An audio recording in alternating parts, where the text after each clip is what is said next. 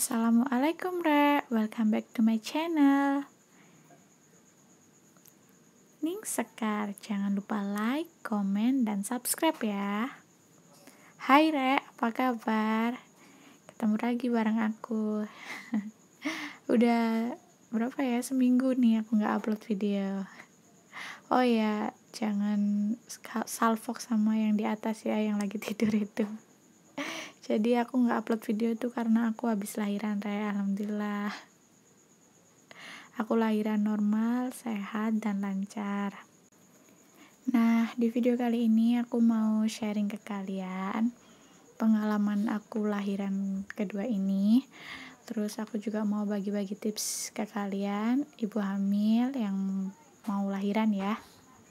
Semoga bermanfaat dan keep on watching. Oke, ini aktivitas terbaru aku ya. Jadi aku pagi itu aku mandiin si bayi, terus lanjut aku susuin, terus aku tidurin dia, terus baru lanjut kayak tadi aku mandiin si kakak, terus lanjut ngerawat dia, terus ini aku lanjut beres-beres ya Nah, ini aku mau langsung cerita aja ya pengalaman aku lahiran itu. Jadi aku lahiran tanggal 29 November 2020 itu hari Minggu. Nah, sebelumnya itu tepatnya hari Jumat aku udah feeling kalau aku mau lahiran. Dan hari Jumat itu kebetulan aku lagi ada di rumah mertua. Terus aku bilang deh ke dedeknya yang dalam perut, "Dek, jangan lahiran hari ini ya. Nanti kita lahirannya kalau udah di rumah, udah di Surabaya," aku bilang gitu. Terus akhirnya hari Sabtu kita pulanglah ke Surabaya. Sorenya aku lanjut kerja ditemenin sama suami. Itu aku sempat kontraksi tapi aku ngerasa kontraksinya masih biasa gitu, cuman sekali aja. Terus akhirnya besoknya hari Minggu itu aku ada planning jalan-jalan sama suami sama anak aku. Udah jauh-jauh hari aku pengen jalan-jalan emang. Terus akhirnya pagi itu setelah aku bangun pagi, aku tuh tiba-tiba ngerasa kok badan aku gak enak ya, kok badan aku rasanya aneh, capek banget, gak enak banget, sakit semua. Terus akhirnya aku pakailah buat rebahan bentar. Sampai pada akhirnya jam 7:30 pagi kita berangkat jalan-jalan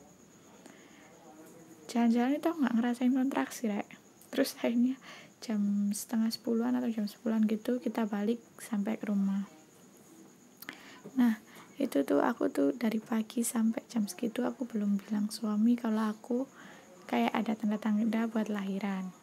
Sesampainya di rumah jam 10 itu tiba-tiba aku ngerasa kok kayak ini mau lahiran ya, kontraksi kayak itu tuh sekitar 30 menit sekali kontraksi pertama. Nah, terus aku cek udah ada flag. Nah, terus akhirnya aku tunggulah, kayaknya emang hari ini mau lahiran. Aku tunggu sampai pada akhirnya jam 12, jam 1, jam 2 sampai jam 2:30 itu aku kontraksi setiap 15 sampai 20 menit sekali.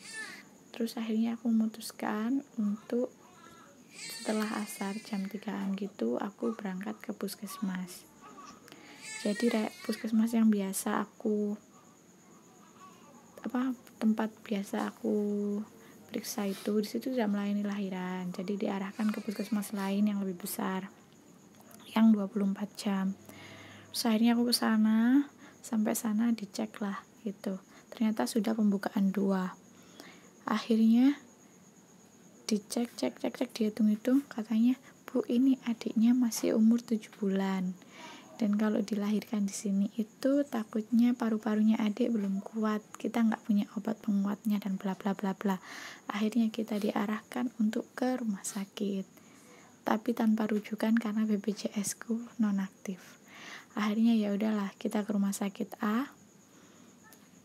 Itu mulai gerimis-gerimis aku pakai jas hujan ke rumah sakit A, naik motor bareng suami. Di tengah perjalanan udah hampir sampai, udah deket sama rumah sakit A itu, bensin suami habis tepat di tengah jalan. Akhirnya kita agak minggir-minggir sedikit, untungnya tuh di pinggir jalan ada penjual bensin eceran. Pada akhirnya kita beli di situ. Alhamdulillah dapat bensin walaupun gerimis-gerimis ya, Rek. Terus akhirnya lanjut ke rumah sakit A. Kita sampai di sana, aku dicek lagi, udah pembukaan, masih tetap pembukaan 2. Terus dijelaskan, Bu, Bapak, bahwasanya di sini itu prosedur COVID-nya harus screening. Nanti baru bisa ditangani lahirannya. Untuk umum DP-nya itu kurang lebih 3 sampai 3,5 juta gitu.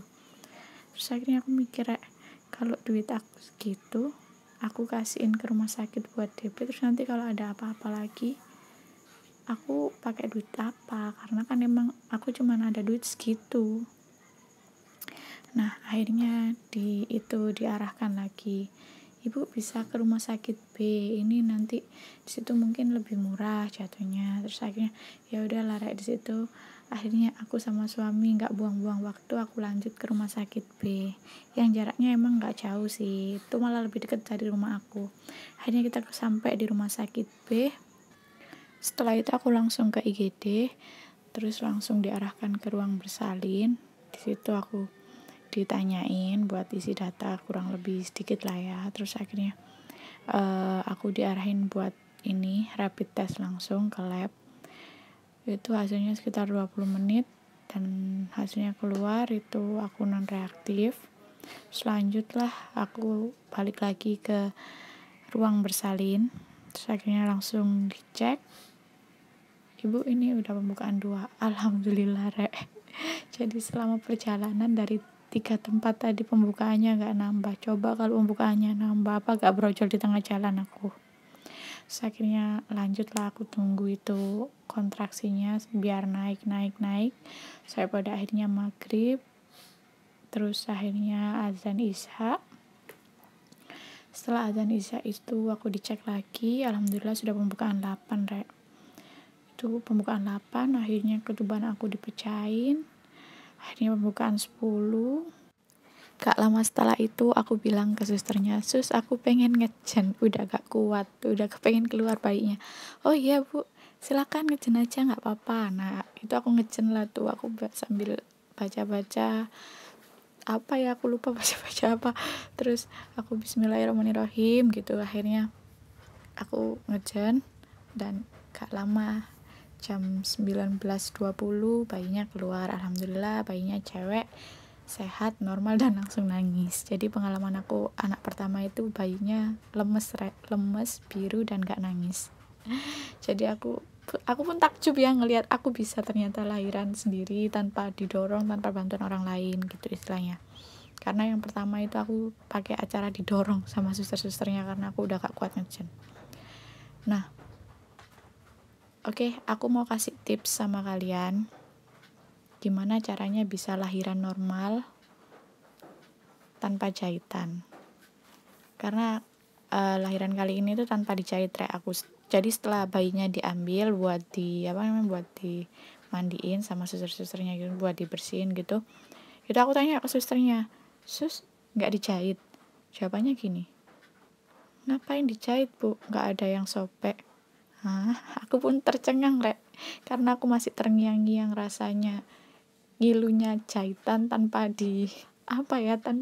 dibius gitu.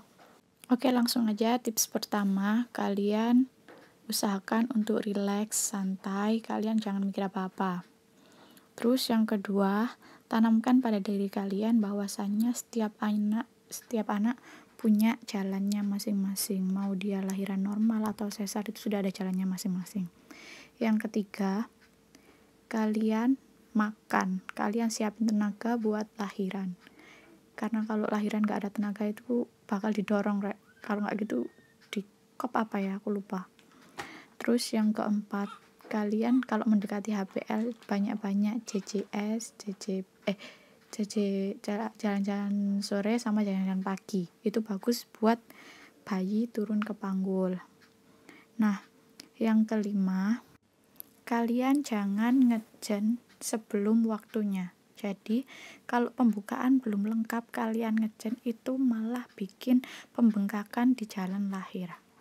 Terus yang keenam, kalian jangan ngangkat pantat kalian waktu mengejan karena itu akan memperparah robekan. Oke, sekian tips dan video aku kali ini. Semoga bermanfaat buat kalian.